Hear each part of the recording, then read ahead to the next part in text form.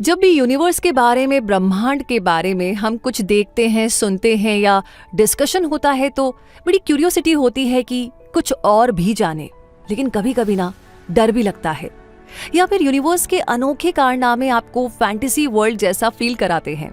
देखा जाए तो यूनिवर्स में ये सब एक साथ मौजूद है, यानी हमें डराने की तरकीब भी और हमें रोमांच से भर देने के लिए ढेर सारे मैजिक्स भी।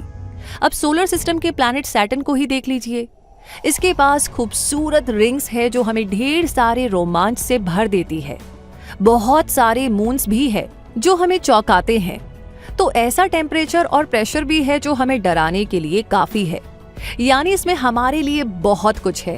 तो क्यों ना आज की जर्नी सैटर्न के ही नाम कर दी जाए और ये पता लगाया जाए कि ये खूबसूरत दिखने वाला प्लैनेट असल में कैसा है, यानी इसकी सच्चाई क्या है, इसके बारे में हमें कब पता चला, इसे अपना नाम कैसे मिला, सैटर्न की सरफेस कैसी है, क्या हम सैटरडे को सैटर्न पर इवनिंग वॉक कर सकते हैं, इसके पास कितने मून हैं, इसका ये जो रिंग सिस्टम है ये कैसे बना और क्या ये हमेशा से सैटर्न के साथ ही था, इसका टेम्परेचर, प्रेशर और ग्रेविटी क्या कहते हैं, और अर्थ से ये किस तरीके से अलग है, और क्या सच में सैटर्न पर भी जुपिटर की तरह डायमंड रेन होती है।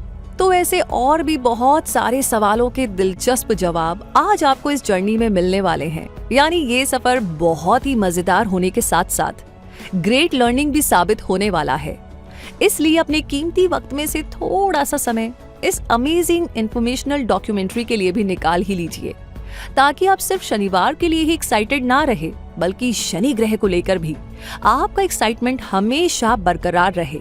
तो चलिए अपने अपने बैग पैक करके हमारे साथ सैटर्न के रोमांचक सफर पर।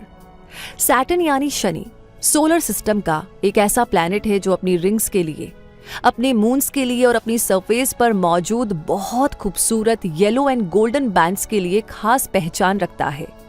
और फिर किंग ऑफ मून्स का टाइटल भी तो इसी के पास है, क्योंकि पहले जहां जुपिटर किंग ऑफ मून्स कहलाता था क्योंकि उसके पास 79 मून्स थे, यानी कि 79 चंद्रमा, वहीं अब बाजी उसके पड़ोसी प्लैनेट सैटर्न ने मार ली है क्योंकि इसके पास 82 यानी कि 82 मून्स है। सैटर्न का एटमॉस्फेयर इसे ब्राउनिश येलो कलर देता है जो वाकई में खूबसूरत लगता है। ऑर्डर में सैटर्न सन से 6th प्लैनेट है और साइज और मास में सोलर सिस्टम का 2nd लार्जेस्ट प्लैनेट है। और सोलर सिस्टम का लार्जेस्ट प्लैनेट कौन सा है? जुपिटर। जी हाँ, तो एक तरफ सैटर्न का पड़ोसी है जुपिटर यानी कि बृहस्पति, और दूसरी तरफ है यूरेनस यानी अरुण ग्रह। इसका मतलब सैटर्न के दोनों नेबर्स है जुपिटर और यूरेनस। जी हाँ, सन से इस प्लैनेट का एवरेज डिस्टेंस 1.4 बिलियन किलोमीटर्स है। ये तो काफी दूर है सन से। 6th प्लैनेट जो है, इसलिए तो यहाँ तक सनलाइट पहुंचने में 80 मिनट लग जाते हैं। जबकि अर्थ जो कि सन से 3rd प्लैनेट है, वहां सनलाइट अप्रॉक्स 8 मिनट में ही पहुंच जाती है। ये सब डिस्टेंस का कमाल है। अब सवाल ये है कि सैटर्न एक टेरेस्ट्रियल प्लैनेट है या गैस जाइंट है?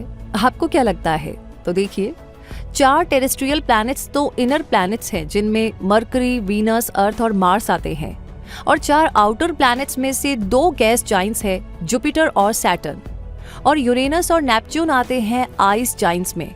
तो यानी हमारी आज की जर्नी एक गैस जाइंट की है, क्योंकि जुपिटर की ही तरह सैटर्न प्लैनेट भी गैसों से बना है। लगता है ये जर्नी मजेदार होने वाली है, क्योंकि कैसे हम ये जर्नी पूरी करेंगे ये जानना मजेदार होगा। और फिर साइंटिफिक डिस्कवरी के लिए ये प्लैनेट एक बहुत अच्छा सोर्स भी तो है, क्योंकि इस प्लैनेट पर एक्सप्लोर करने के लिए बहुत सी मिस्ट्रीज हैं जिन्हें सॉल्व करना अभी बाकी है। अभी तक केवल 4 रोबोटिक स्पेसक्राफ्ट ही सैटर्न को विजिट कर पाए हैं, जिनमें पायनियर 11, कैसिनी, वॉयेजर 1 और 2 शामिल हैं। कैसिनी स्पेसक्राफ्ट ने तो सैटर्न को लगभग 13 सालों तक स्टडी किया, और फिर इस मिशन के कंप्लीशन पर इस स्पेसक्राफ्ट को इंटेंशनली सैटर्न के एटमॉस्फेयर में ही वेपराइज कर दिया गया। अर्थ से दिखने वाले प्लैनेट्स में सैटर्न सबसे दूर है। इसका अर्थ से डिस्टेंस लगभग 1.2 बिलियन किलोमीटर है। तो इतना दूर होने के बावजूद भी इस प्लैनेट को हम अर्थ से देख सकते हैं, और वो भी बिना किसी टेलीस्कोप के। और अगर एक स्मॉल टेलीस्कोप से भी इसे देखना चाहे तो इसकी मैग्निफिसेंट रिंग्स भी देखी जा सकती हैं। वाओ! भले ही सैटर्न के पास बहुत सारे यूनिक फीचर्स हो, लेकिन फिर भी सबसे पहले इसे अपनी रिंग्स के लिए ही जाना जाता है, क्योंकि सैटर्न का नाम सुनते ही हमारी आंखों के सामने इसकी चमचमाती रिंग्स ही आती हैं। इसलिए तो इसका निकनेम रिंग्ड प्लैनेट है। ऐसा नहीं कि सिर्फ सैटर्न के पास ही रिंग्स है, क्योंकि और भी प्लैनेट्स हैं जो रिंग्स रखते हैं, जैसे जुपिटर, यूरेनस और नेपट्यून। लेकिन मोस्ट ब्यूटीफुल और विजिबल रिंग्स का अवार्ड तो सैटर्न ने ही अपने नाम करवा रखा है। इस प्लैनेट को हम एंशिएंट टाइम से जानते हैं और इसे अपना ये नाम एग्रीकल्चर एंड वेल्थ के रोमन गॉड सैटर्नस से मिला है। और आपको पता है वो रोमन गॉड जुपिटर के फादर भी थे। तो रोमन लोगों ने वीक के 7th डे का नाम भी इस प्लैनेट के नाम पर ही सैटर्न रखा था। यानी इंग्लिश वर्ड सैटरडे के पीछे सैटर्न का ही कंट्रीब्यूशन है। इंटरेस्टिंग। सैटर्न को वर्ल्ड के डिफरेंट कल्चर्स ने अलग अलग नाम दिए हैं। ग्रीक में सैटर्न को फाइनो कहा गया, तो हिंदू एस्ट्रोलॉजी में शनि, चाइनीज और जापानीज कल्चर में सैटर्न को अर्थ स्टार कहा गया। और सैटर्न को सबसे पहले टेलीस्कोप से ऑब्जर्व किसने किया? इसका जवाब है गैलीलियो गैलीली। जी हाँ, लेकिन पता है उन्होंने क्या ऑब्जर्व किया? उनका टेलीस्कोप इतना पावरफुल नहीं था कि उन्हें सैटर्न क्लियरली दिख पाए। इसलिए उन्हें लगा कि सैटर्न एक ऐसा अनोखा प्लैनेट है जिसके हैंडल्स भी हैं। और उसके बाद उन्हें लगा कि उन्होंने 3 प्लैनेट्स ऑब्जर्व किए हैं, लेकिन असल में तो वो सैटर्न और उसकी रिंग्स थी, ना ही हैंडल्स थे और ना ही 3 प्लैनेट्स। बाद में इन रिंग्स को साल 1659 में यानी कि 1659 में क्रिस्टियन हॉयगन्स ने इसे डिस्कवर किया। सैटर्न की फॉर्मेशन 4.5 बिलियन ईयर्स पहले ही हुई, जब पूरा सोलर सिस्टम बना। और लगभग 4 बिलियन साल पहले सैटर्न आउटर सोलर सिस्टम में अपनी करंट पोजीशन पर सेटल हुआ, जहां से सन से 6th प्लैनेट है। जुपिटर की ही तरह सैटर्न का ज्यादातर हिस्सा भी हाइड्रोजन और हीलियम से ही बना है, और इन 2 कंपोनेंट्स ने ही तो सन को भी बनाया है। सैटर्न को हम हाइड्रोजन और हीलियम की एक बॉल भी कह सकते हैं। और इस गैसों की बॉल यानी गैस जाइंट में जुपिटर की ही तरह बैंड्स है, लेकिन ये जुपिटर से काफी हल्के हैं। और इन बैंड्स में से कुछ स्पॉट्स ऐसे हैं जहां बहुत बड़े स्टॉर्म्स यानी कि तूफान आते हैं। ये स्टॉर्म्स इतने बड़े होते हैं कि इन्हें अर्थ से टेलीस्कोप के जरिए देखा जा सकता है, और इन्हें व्हाइट स्पॉट्स भी कहा जाता है। ये हजारों किलोमीटर तक फैले होते हैं। हर 20 से 30 सालों में सैटर्न के एटमॉस्फेयर में ये विशालकाय तूफान आते रहते हैं, और इनके सरगना का नाम है ग्रेट व्हाइट स्पॉट। ऐसे ही एक और स्पॉट के बारे में जानते हैं ना आप, जुपिटर का ग्रेट रेड स्पॉट।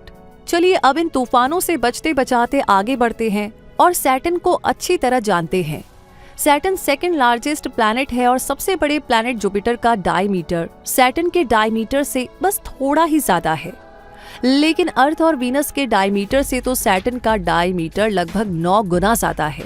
9 गुना, यानी सैटर्न तो अर्थ से भी बहुत बड़ा है। एग्जैक्टली, तभी तो सैटर्न में लगभग 764 यानी कि 764 अर्थ फिट हो सकती है। सैटर्न की रेडियस 58,232 किलोमीटर है और डायमीटर 1,20,536 किलोमीटर, जबकि अर्थ की रेडियस 6,371 किलोमीटर और डायमीटर 12,742 किलोमीटर है। तो डिफरेंस देखा ना आपने? सैटर्न की एवरेज रेडियस अर्थ रेडियस से लगभग 9 गुना ज्यादा है। अगर अर्थ ₹1 का कॉइन है तो सैटर्न एक वॉलीबॉल जितना बिग है। इसका सरफेस एरिया अर्थ से 83 गुना ज्यादा है। तो इतना बड़ा प्लैनेट होने के बावजूद भी सैटर्न की सरफेस ग्रेविटी अर्थ की सरफेस ग्रेविटी का केवल 1.8 गुना ही है। इसलिए अर्थ पर अगर आप 100 पाउंड्स के हैं तो सैटर्न पर आपका वजन 108 पाउंड्स होगा, यानी अर्थ के 45 किलोग्राम। सैटर्न पर 49 यानी कि 49 केजी हो जाएंगे। सैटर्न का मास अर्थ मास का 95 गुना है और जुपिटर का मास तो अर्थ मास का 318 गुना है। ऐसे में ये दोनों प्लैनेट्स यानी सैटर्न और जुपिटर मिलकर के सोलर सिस्टम के टोटल प्लैनेटरी मास का 92% होल्ड कर लेते हैं। वैसे कि आपको पता है कि सोलर सिस्टम के प्लैनेटरी मास का इतना बड़ा हिस्सा कवर करने वाला सैटर्न सोलर सिस्टम में 2nd शॉर्टेस्ट डे रखता है, यानी जुपिटर के बाद सैटर्न का दिन भी काफी छोटा होता है। क्योंकि जुपिटर पर एक दिन 10 घंटों में पूरा हो जाता है, तो सैटर्न पर ये एक दिन 10.7 घंटों का होता है, यानी लगभग 11 घंटों का। ऐसा लगता है जैसे इन दोनों प्लैनेट्स की आपस में ना अच्छी जुगलबंदी है, तभी तो इनके एक दिन में कोई खास डिफरेंस नजर नहीं आता। लेकिन एक बात बड़ी फिक्र की लग रही है कि इतने छोटे दिन में तो सारे टास्क कर पाना इम्पॉसिबल ही होगा, है ना? वो बात अलग है कि कभी अगर हम सैटर्न पर रहने लग जाए तो क्या पता ये impossible he I am possible बन जाए। वैसे ऐसा होगा या नहीं होगा तो कब होगा ये फिलहाल हम नहीं जानते, ये तो आने वाला टाइम ही बताएगा। तब तक हम 24 घंटे के एक दिन की अपनी दौड़ को जारी रखते हैं और अभी सैटर्न के सफर में आगे बढ़ते हैं और जरा जानते हैं कि इतना छोटा दिन रखने वाले सैटर्न का एक साल कैसा होता है। सन के चारों तरफ घूमकर एक चक्कर पूरा करने में सैटर्न को 29.4 अर्थ ईयर्स का टाइम लगता है। क्या ये तो बहुत ही ज्यादा है। यानी सैटर्न प्लैनेट का एक साल 29.4 अर्थ ईयर्स यानी 10,756 अर्थ डेज में पूरा होता है। अब क्या कहें, सैटर्न पर रहे तो अप्रॉक्स 29 सालों में एक बर्थडे आएगा। सोचने में थोड़ा अजीब लग रहा है ना? आपको कैसा लग रहा है? मैंने तो पहले ही कहा था कि सैटर्न के पास चौंकाने के लिए बहुत कुछ है। फिर चाहे 29 साल में एक बर्थडे का आना हो या फिर सैटर्न का चपटा नजर आना ही क्यों ना हो। क्या? हाँ बिल्कुल, आपने सही सुना। सैटर्न एक फ्लैट यानी कि चपटा प्लैनेट नजर आता है और इसका रीजन है इसकी स्पीड, इसकी गति। अब तो आपको पता है ना कि सैटर्न अपने एक्सिस पर बहुत फास्ट स्पिन करता है, तभी तो इसका एक दिन केवल 11 घंटे का होता है। हाँ, तो जब ये बहुत बड़ा प्लैनेट अपने एक्सिस पर बहुत तेजी से स्पिन करता है तो ऊपर और नीचे से इसकी शेप फ्लैट हो जाती है, यानी पोल्स पर ये प्लैनेट चपटा हो जाता है, जबकि सेंटर में यानी इक्वेटर पर गोल बना रहता है। इसी फास्ट स्पिन की वजह से सैटर्न के इक्वेटर पर उभार भी नजर आते हैं और इसीलिए अगर आप टेलीस्कोप से इस प्लैनेट को देखेंगे तो ये आपको चपटा यानी फ्लैट नजर आएगा। अब यूं तो जुपिटर, यूरेनस और नेपच्यून यानी बाकी जाइंट प्लैनेट्स भी फ्लैट है, लेकिन सैटर्न से कम। यानी इस यूनिक फीचर में भी सैटर्न ने ही बाजी मारी है। भाई मान गए तुम्हें सैटर्न। वैसे इसका एक्सियल टिल्ट कितना है? अर्थ का एक्सियल टिल्ट तो 23.5 डिग्री है ना, तो सैटर्न अपने एक्सिस पर कितना झुका हुआ है? क्या वहां पर भी सीजन्स बनते हैं, मौसम होते हैं?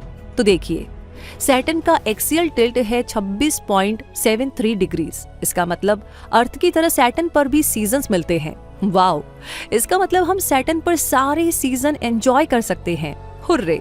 अरे लेकिन ये क्या, सैटर्न के पास तो कोई सरफेस ही नहीं है। हम कैसे भूल गए कि ये तो एक गैस जाइंट है। इसका मतलब सीजन्स होते हुए भी हम सैटर्न पर सीजन्स एंजॉय नहीं कर सकते, क्योंकि हम सैटर्न पर खड़े कहाँ होंगे, कैसे धूप सेकेंगे और कैसे बारिश का मजा लेंगे। काश वहां पर ऐसी सॉलिड सरफेस होती जहां पर हम झूले डालकर झूलते। हमें इतने बड़े प्लैनेट पर ज्यादा जगह जो मिल जाती, पर क्या करें, शायद सैटर्न को तो अकेले रहना ही पसंद है, तभी तो इसने हमारे लिए कोई सॉलिड सरफेस ही नहीं रखी जिस पर हम घूम सके, झूल सके और पिकनिक मना सके। खैर चलिए, ये तो अच्छा हुआ कि इस पर भी अर्थ की ही तरह सीजन्स तो होते ही हैं, यानी कुछ तो है जो अर्थ जैसा है। फेमिलियर वाली फील आ रही है ना एकदम। चलिए, वो भी अच्छी बात है। और सैटर्न को शायद अपने मून्स की काउंटिंग करने से भी फुर्सत नहीं मिलती होगी, इसीलिए अभी तक वो हमारे बारे में नहीं सोच पाया। कोई बात नहीं, लेकिन क्या आप ये समझ पाए कि सैटर्न का झुकाव इतना ज्यादा है, इसलिए ये एक तिरछा प्लैनेट भी बन चुका है। और इसका एक रीजन टाइटन और सैटर्न के बाकी मून्स का पहले की तुलना में अब इससे ज्यादा तेजी से दूर जाना है। ऐसा होने से सैटर्न के रोटेशन एक्सिस के झुकाव पर अफेक्ट पड़ रहा है और जैसे जैसे इसके मून्स इससे दूर जाते जाएंगे ये प्लैनेट और भी ज्यादा झुकता चला जाएगा। ये तो बड़ी ही हैरानी की बात है, लेकिन आप फिक्र ना करें क्योंकि ऐसा होने में बिलियन ईयर्स तो लग ही जाएंगे। तो चलिए अब ये पता करते हैं कि सैटर्न के बारे में कहा जाता है कि ये तो पानी पर तैर सकता है। क्या ये वाकई में सच है? हाँ, ऐसा माना जाता है कि अगर सैटर्न को पानी में रखा जाए तो ये पानी पर फ्लोट करने लगेगा। तो ये पॉसिबल कैसे होगा? ये पॉसिबल ऐसे और इसलिए होगा क्योंकि बहुत बड़ा प्लैनेट होते हुए भी सैटर्न बना तो गैसेस का ही है ना, इसलिए ये वाटर से कम डेंस है और वाटर से लाइट होने की वजह से ये वाटर पर फ्लोट कर सकता है, समझे?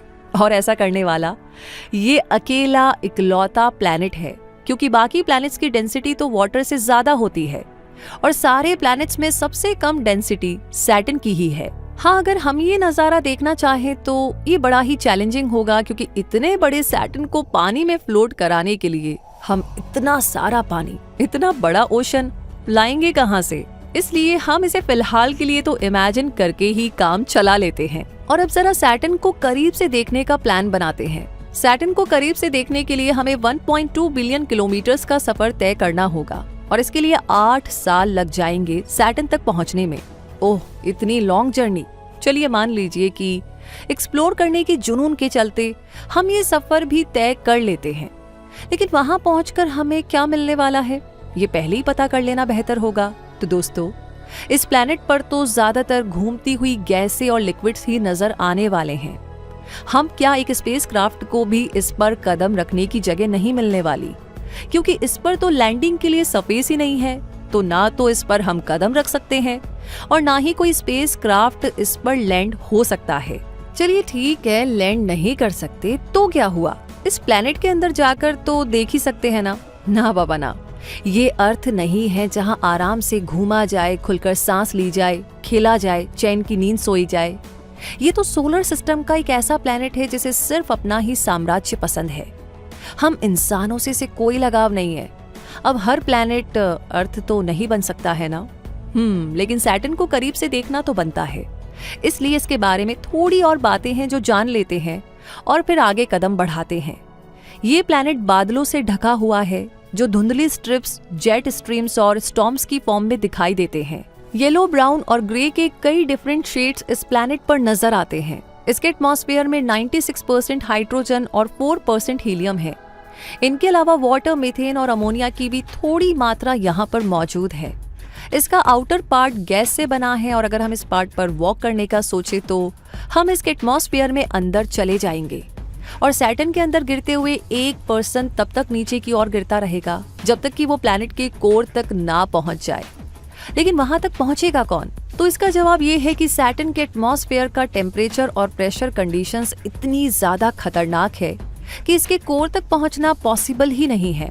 लेकिन फिर भी चलिए मान लेते हैं कि हम अपनी सुपर पावर से सैटर्न के अंदर चले जाते हैं, तो हमें क्या दिखाई देगा, क्या महसूस होगा? तो ये सब जानने के लिए पहले हमें इनफ ऑक्सीजन सप्लाई अरेंज करनी होगी और हमारी सुपर पावर हमें एक्सट्रीम टेम्परेचर और प्रेशर कंडीशन से प्रोटेक्ट भी कर सके, इसका ध्यान भी रखना होगा। आप चाहे तो एक ऐसा स्पेस सूट भी पहन सकते हैं जो आपकी सेफ्टी और ऑक्सीजन की गारंटी देता हो। तो अब पूरी तैयारी के साथ जब सैटर्न के अंदर जाना ही है तो क्यों ना इसके नॉर्थ पोल से एंट्री ली जाए, जहां हमें हेक्सागॉन देखने को मिलेगा जो 6 साइडेड जेट स्ट्रीम है। ऐसी लहरदार जेट स्ट्रीम जिसके सेंटर में तूफान के साथ विंड्स 322 किलोमीटर पर आवर की स्पीड से चला करती है। ऐसा वेदर फीचर सोलर सिस्टम में और कहीं भी नहीं है, इसलिए भाई इसे तो देखना बनता है। और जब हेक्सागन देखते हुए हम नॉर्थ पोल से नीचे गिरने लगेंगे तो हमें एक शानदार अरोरा दिखाई देगा, क्योंकि सैटर्न का मैग्नेटिक फील्ड बहुत बड़ी इलेक्ट्रिकल करंट्स जनरेट करता है जिनसे अरोरा बनता है। और फिर इस प्लैनेट पर तेजी से घूमने वाली हवाएं भी तो अरोरा बनने में कंट्रीब्यूट करती हैं। सैटर्न के अपर एटमॉस्फेयर में हमें एवरेज टेम्परेचर -173 डिग्री सेल्सियस मिलेगा और प्रेशर भी 0.5 से 2 बार तक होगा, जो हमारे लिए बहुत ज्यादा है। ये प्रेशर सैटर्न के एटमॉस्फेयर के बॉटम तक पहुंचते पहुंचते 10 से 20 बार तक बढ़ जाता है। इसे तो हम इमेजिन भी नहीं कर सकते। अगर सैटर्न के अपर एटमॉस्फेयर की इस जर्नी के दौरान हम आसमान को देखेंगे तो ब्लू स्काई के साथ साथ हमें सैटर्न की रिंग्स भी दिखाई देंगी। वो बात अलग है कि ऐसे हालातों में सैटर्न के एटमॉस्फेयर में नीचे गिरते हुए हमें फीलिंग तो किसी चक्रव्यूह में फंसे होने जैसी ही आएंगी। अब इसके आगे जैसे जैसे हम सैटर्न की गहराई में गिरते जाएंगे वैसे वैसे प्रेशर बढ़ता जाएगा और इसकी गहराई में जाते जाते तो चारों तरफ अंधेरा भी मिलने वाला है। मतलब हमें लाइट का इंतजाम करके रखना होगा। सैटर्न के अंदर चलने वाली हवाएं भी बहुत ही डेंजरस होने वाली है, क्योंकि सैटर्न सोलर सिस्टम के विंडिएस्ट प्लैनेट्स में से एक है। इसके इक्वेटर पर wind speeds 1800 kilometre per hour होती है। सैटर्न की विंड्स नेपच्यून के बाद सोलर सिस्टम की सेकंड फास्टेस्ट विंड्स है। इन खतरों से भरे सफर में हमें बारिश भी मिलेगी, जिससे हमें अपना बचाव करना होगा। ये बारिश पानी की नहीं होगी और ना ही एसिड की, ये तो डायमंड्स की रेन होगी। अब सैटर्न में नीचे गिरते हुए हम कहाँ डायमंड्स को देख करके खुश हो पाएंगे, बल्कि ऊपर से गिरते डायमंड्स भी हम पर हमला करते हुए ही पाए जाएंगे। इसलिए जिंदगी में पहली बार हमें डायमंड से भी बचना होगा। लेकिन ये डायमंड्स आएंगे कहाँ से और ये कैसे बनेंगे? असल में सैटर्न के एटमॉस्फेयर में जो मीथेन है उसमें से कार्बन एटम्स को लाइटिंग अलग कर देती है और ये carbon high pressure, high heat और रैपिड कूलिंग के प्रोसेस से होता हुआ डायमंड फॉर्म में बदल जाता है और फिर ये डायमंड बारिश की बूंदों की तरह बरसने लगता है। ओह अच्छा, तो ये सब सैटर्न के एटमॉस्फेयर का कमाल है। जी हाँ, अब आगे जैसे ही सैटर्न का गैसियस एटमॉस्फेयर खत्म होगा, सैटर्न के आउटर मेंटल का प्रेशर गैसियस हाइड्रोजन को लिक्विड हाइड्रोजन में कंप्रेस करने लगेगा और जब इसके भी आगे सैटर्न इंटीरियर की तरफ हम आगे बढ़ेंगे तो हम इसके आगे बढ़ भी पाएंगे या नहीं, ये कहना बहुत मुश्किल है, क्योंकि तब तक प्रेशर हमें और हमारे स्पेस सूट को क्रश कर चुका होगा और हमारी मैजिकल पावर भी शायद यहाँ पर काम करना बंद कर देगी। फिर भी क्योंकि हमें सैटर्न के कोर को देखने का बड़ा मन है, इसलिए अपने स्पेस सूट की टॉलरेंस को बढ़ाना ही पड़ेगा ताकि सैटर्न में नीचे जाते हुए हम लिक्विड हाइड्रोजन लेयर को एंड होते हुए और मेटालिक हाइड्रोजन लेयर को शुरू होते हुए देख सके। सैटर्न का कोर इस मेटालिक हाइड्रोजन लेयर से ही तो घिरा हुआ है जिसमें हाइड्रोजन मेटालिक फॉर्म में एग्जिस्ट करती है और इलेक्ट्रिसिटी कंडक्ट करना शुरू कर देती है। इस मेटालिक हाइड्रोजन लेयर से जो इलेक्ट्रिक करंट्स फ्लो करती है वही इस प्लैनेट के पावरफुल मैग्नेटिक फील्ड के लिए रिस्पॉन्सिबल होती है। सैटर्न का कोर आयरन और निकल जैसी मेटल्स का एक डेंस कोर है जिसके चारों ओर रॉकी मटेरियल और अदर कंपाउंड्स हैं जिन्हें इंटेंस प्रेशर और हीट ने सॉलिड बना दिया है। सैटर्न के कोर तक पहुंचते पहुंचते हम सैटर्न के अंदर लगभग 45,000 किलोमीटर तक का सफर तय कर चुके होंगे।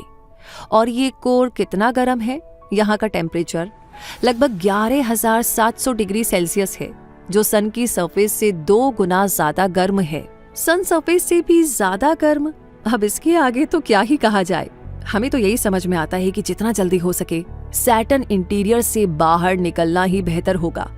लेकिन घबराइए मत, सैटर्न के अंदर जाना खतरों के खिलाड़ी बनने जैसा हुआ। तो क्या हुआ, हम एक्सप्लोरर्स हैं, अभी तो हमें सैटर्न की मून्स और रिंग्स को भी करीब से देखना है। और डोंट वरी, ये इतना रिस्की नहीं होने वाला। इसलिए चलिए अब जरा चांद की बात कर लेते हैं, क्योंकि सैटर्न की खास पहचान में इसके मून्स का भी तो बहुत बड़ा रोल है।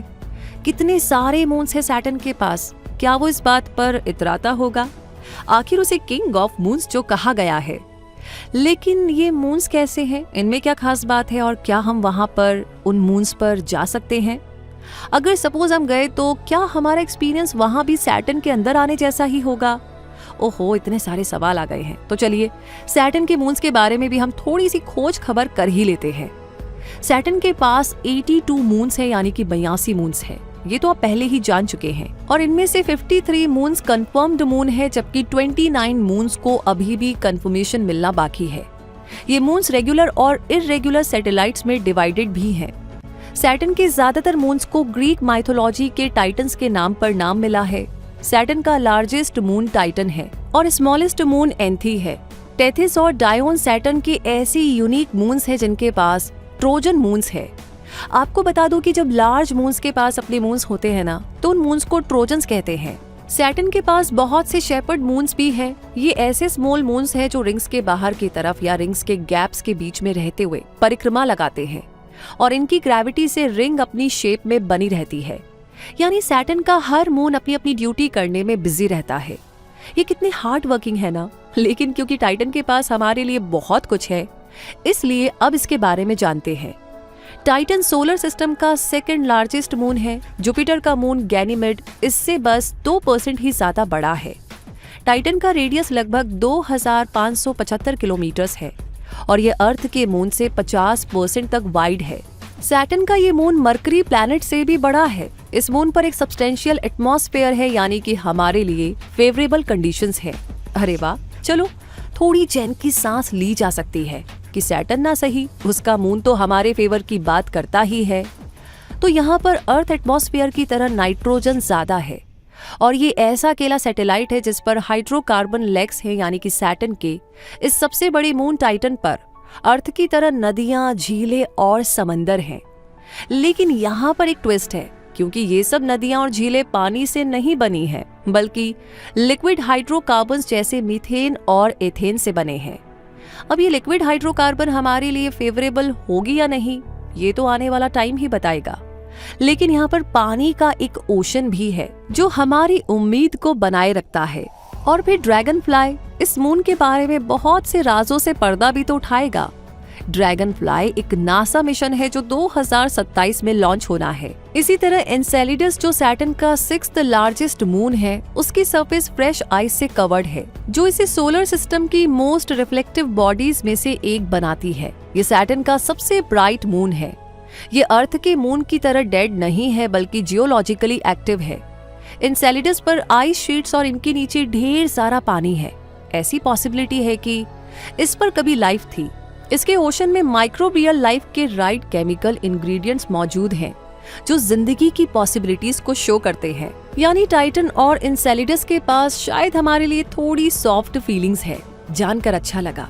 काश ऐसी फीलिंग्स हमारी भी होती अर्थ के लिए, तो हम उसका ख्याल रख पाते और तब शायद हमें यहाँ वहाँ अंतरिक्ष में अर्थ का डुप्लीकेट ढूंढने के लिए नहीं निकलना पड़ता।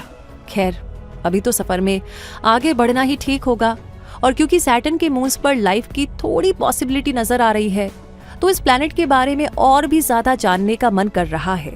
और फिर अभी तो हमने इसकी रिंग्स के बारे में कुछ खास जाना भी नहीं है, तो भला इन्हें कैसे भूल सकते हैं। आखिर इन्हीं की वजह से तो सैटर्न के हमारे प्लैनेट अर्थ पर इतने ज्यादा चर्चे हैं। तो चलिए अब जरा इन रिंग्स को भी देख ही लेते हैं। सैटर्न का ये रिंग सिस्टम बहुत बड़ा है। कितना बड़ा है? इतना बड़ा कि ये रिंग सिस्टम इस प्लैनेट से लगभग 2,82,000 किलोमीटर तक फैला हुआ है। ये रिंग सिस्टम 7 ग्रुप्स में डिवाइडेड है। रिंग सिस्टम में 1000 से भी ज्यादा रिंग्स है और ये बहुत ही ज्यादा ब्राइट भी है। आइस और डस्ट से बनी इन रिंग्स में से कुछ बहुत पतली हैं, तो कुछ बहुत मोटी हैं। ये रिंग्स ग्रेविटी की वजह से आपस में जुड़ी रहती हैं। जब इन सारी रिंग्स को एक साथ देखते हैं तो ये एरिया इतना वाइड हो जाता है कि इसमें आसानी से 4.5 अर्थ को पास पास रखा जा सकता है। सैटर्न के 7 रिंग ग्रुप्स को इनकी डिस्कवरी के अकॉर्डिंग अल्फाबेटिकली नाम दिए गए हैं। इनकी मेन रिंग्स A, B और C है, जबकि D, E, F और G रिंग्स हल्की हैं और इन्हें बाद में डिस्कवर किया गया है।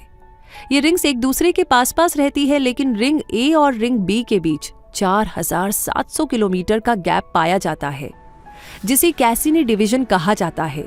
ओके, तो यानी सैटर्न के रिंग सिस्टम में 7 ग्रुप्स हैं और उसमें बहुत सारी ब्राइट रिंग्स है। वाओ! लेकिन ये रिंग्स बनी कैसे होंगी? ये रिंग्स तभी बनी होंगी जब सैटर्न की बहुत स्ट्रॉन्ग ग्रेविटी के चलते कॉमेट्स, एस्टेरॉइड्स और मून सैटर्न के ऑर्बिट में ब्रेक हुए होंगे। समय के साथ इनके टुकड़े एक दूसरे में कोलाइड होते रहे और पहले से भी छोटे पीसेस में टूटते रहे। फिर धीरे धीरे ये पीसेस सैटर्न के चारों तरफ रिंग्स की फॉर्म में आ गए।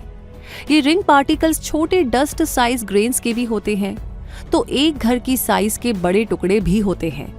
कुछ टुकड़े तो माउंटेन्स जितने बड़े भी हैं। और कमाल की बात देखिए कि हर रिंग सैटर्न की चारों तरफ अपनी अलग ही स्पीड से चक्कर लगाती है। वैसे अगर आप ये सोचते हैं कि सैटर्न प्लैनेट हमेशा से रिंग्स वाला प्लैनेट था, तो ऐसा नहीं है, क्योंकि इन रिंग्स की एज सोलर सिस्टम से काफी कम मानी जाती है।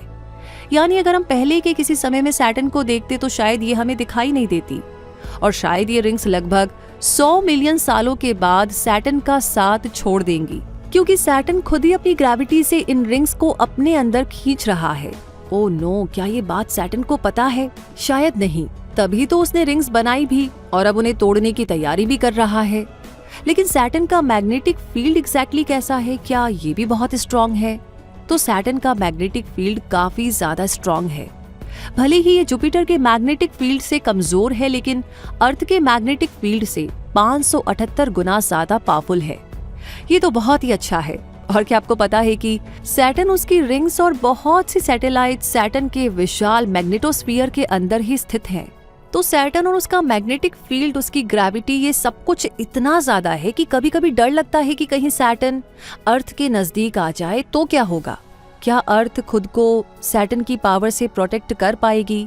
तो देखिए, वैसे तो ऐसा होने वाला नहीं है, क्योंकि सैटर्न तो अपनी दुनिया में ही मगन है।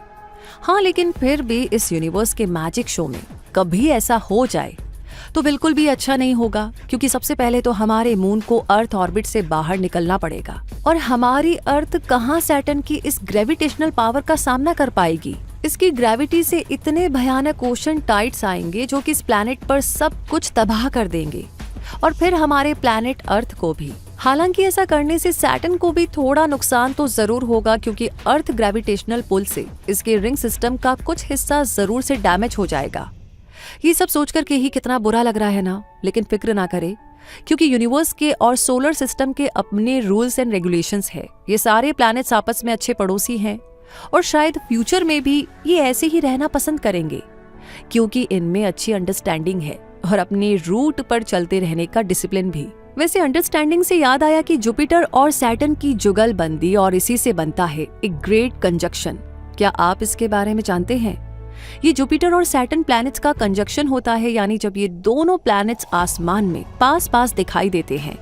ये ग्रेट कंजक्शन अक्सर हर 20 साल में हुआ करता है। जब जुपिटर अपने ऑर्बिट में सैटर्न को ओवरटेक कर लेता है, तब ये दोनों गैस जाइंट्स पास पास नजर आते हैं। लेकिन इसे ग्रेट कंजक्शन क्यों कहा जाता है? क्योंकि जुपिटर और सैटर्न दोनों ऐसे लार्जेस्ट प्लैनेट्स हैं जो हमसे बहुत दूर तो हैं, लेकिन जिन्हें हम अर्थ से बिना टेलीस्कोप के भी देख सकते हैं। और फिर ये कंजक्शन तो बहुत ही रेयर होता है ना, इसीलिए ग्रेट जाइंट प्लैनेट्स का ये कंजक्शन ग्रेट कंजक्शन कहलाता है। लास्ट ग्रेट कंजक्शन 21 दिसंबर 2020 को देखा गया था। शायद आप भी उस नजारे के गवाह बने हो। और आगे फिर अगले 20 सालों के बाद ग्रेट कंजक्शन होगा और जुपिटर और सैटर्न की ये जुगलबंदी यूं ही चलती रहेगी। वैसे अभी तक हमें लग रहा था कि सैटर्न को किसी से कोई मतलब नहीं है, वो बस जुपिटर से थोड़ा बहुत ही मिल लिया करता है। लेकिन ये क्या, सैटर्न की तो आवाजें भी सुनी जा सकती हैं। हाँ, ये सच है, क्योंकि सोलर सिस्टम में सैटर्न बड़ी अजीब और भयानक रेडियो एमिशंस करता है, जिन्हें आप इस प्लैनेट का साउंड कह सकते हैं, जो सुनने में बिल्कुल भी दिलचस्प नहीं है, बल्कि इसे थोड़ा डिस्टर्बिंग जरूर से कहा जा सकता है। अब यूनिवर्स की आवाजें, वो भी गैस जाइंट की, तो उन्हें तो स्ट्रेंज होना ही है। वो हमारी आवाजों से तो अलग ही होगी। तो दोस्तों, लगता है अब सैटर्न की ये सैर पूरी हो चली है। ऑक्सीजन भी खत्म होने को है, इसलिए हमें अपने प्लैनेट अर्थ पर लौट जाना चाहिए। वैसे इस जर्नी में बहुत सारा एडवेंचर था, बहुत सारा थ्रिल और एक्साइटमेंट भी रहा, लेकिन पैर रखने की जगह हमें नहीं मिली। इसलिए अब अपने घर, अपने प्लैनेट अर्थ पर वापस लौटने का मन कर रहा है, ताकि अपने पैर जमीन पर तो टिका सके और जी भर के सांस ले सके, क्योंकि अर्थ जैसा तो कोई नहीं है। और अब हमें यह भी पता चल गया है कि सैटर्न अपने आप में एक अलग ही मिस्टीरियस वर्ल्ड है। उसका एनवायरनमेंट लाइफ को सपोर्ट नहीं करता। इतना एक्सट्रीम टेम्परेचर और प्रेशर कंडीशन है कि ऑर्गेनिज्म इसे अडॉप्ट ही नहीं कर सकते। हाँ, लेकिन इसके कुछ मून्स ने हमें डिसअपॉइंट नहीं किया है, बल्कि एक उम्मीद दी है कि फ्यूचर में सफिशिएंट रिसर्च होने के बाद अगर टाइटन और इनसेलेडस मून्स पर लाइफ की फुल पॉसिबिलिटी मिल जाती है, तो हम इन मून्स पर बैठ करके सैटर्न को देख पाएंगे। और शायद तब हम सैटर्न की रिंग्स को काउंट करने का वो गेम भी खेल सकते हैं, जिसमें जिसने सबसे जल्दी ज्यादा रिंग्स काउंट की वो ही विनर होगा। लेकिन तब तक अर्थ को डिसअपॉइंट नहीं करते हैं, क्योंकि इस प्लैनेट ने हमें कभी निराश नहीं किया है। और अगर आप यूनिवर्स को यूं ही एक्सप्लोर करते रहना चाहते हैं और दुनिया की ढेर सारी नॉलेजेबल जानकारियां गेन करने के लिए पैशनेट है, तो infinitystream.tv पर अभी साइन अप कर लीजिए और नॉलेज और अपने बीच का ये गैप भर लीजिए। तो मैं रूबी पारेख आपसे मिलूंगी बहुत जल्दी ही एक और नई डॉक्यूमेंट्री में, एक नए दिलचस्प सफर पर। तब तक के लिए जुड़े रहिए। धन्यवाद।